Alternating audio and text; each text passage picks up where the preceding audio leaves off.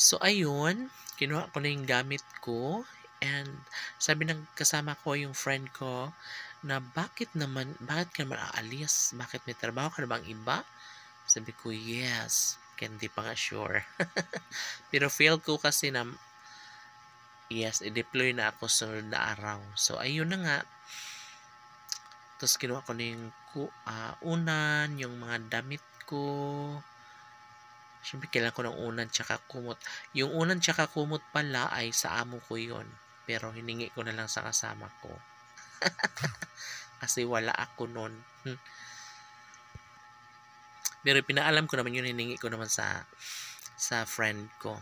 Sabi niya, sige, dalhin mo na lang yan kasi alam niya naman na wala akong unan at kumot pag umalis ako. Ganon. So, ayun nga. Bye ng friend ko. And mamimiss kita kasi nga matagal kami nagkasama doon.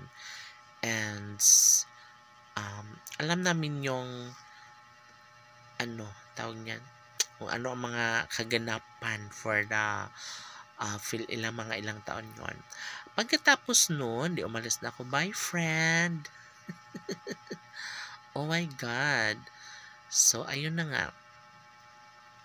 So, pagkarating ko ng tinuluyan kong bed spacer, biglang nag-chat yung amo ko dati. Sabi niya sa akin, "Huy, aalis ka na pala dito?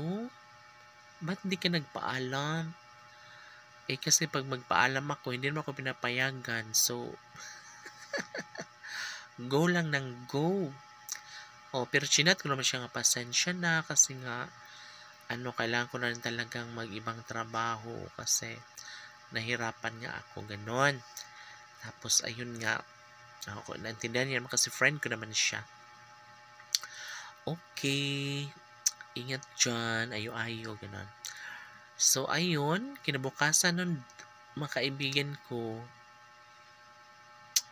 ayun, binigyan na ako ng, syempre magti-training na ako noon.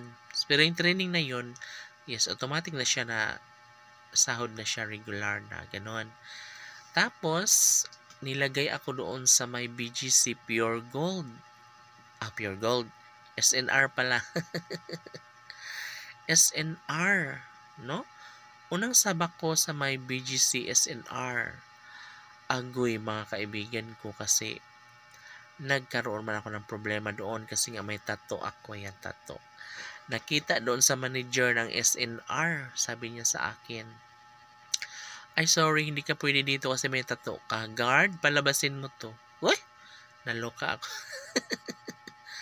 Hindi, para akong nabagsak, para akong nalugmok.